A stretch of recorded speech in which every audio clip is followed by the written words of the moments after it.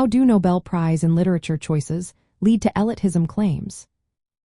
Imagine a prize that can make or break an author's career, but also sparks debates about who truly deserves recognition. The Nobel Prize in Literature is one such award. It is awarded through a process that is highly secretive and selective.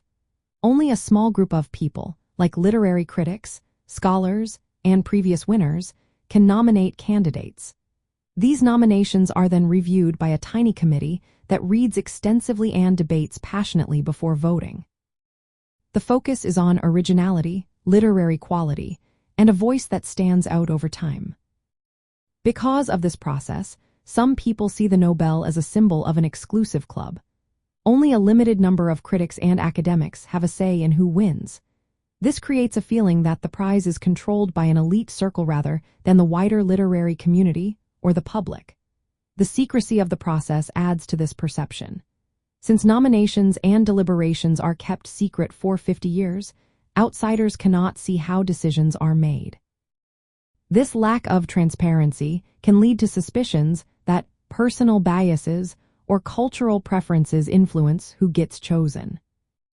Another factor is the tendency to favor authors whose work fits traditional literary standards.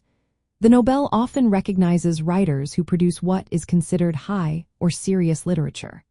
This can leave out experimental, popular, or non-Western writers. The prize tends to highlight authors from Europe and North America more often than those from other parts of the world.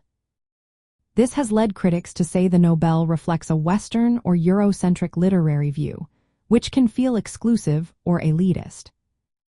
The criteria for choosing winners also play a part. The committee looks for a special divine spark or a unique voice. But this idea is very subjective. What one person sees as a masterpiece, another might find dull or inaccessible.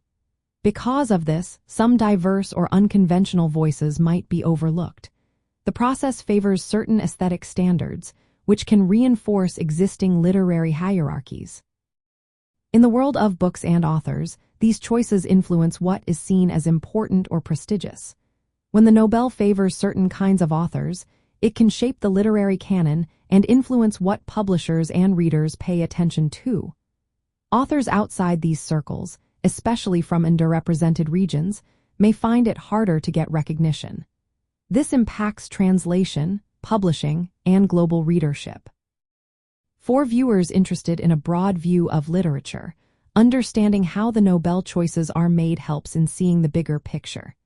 It reminds us that awards are not the only way to find great books. Many talented writers may not win but still produce powerful, meaningful work.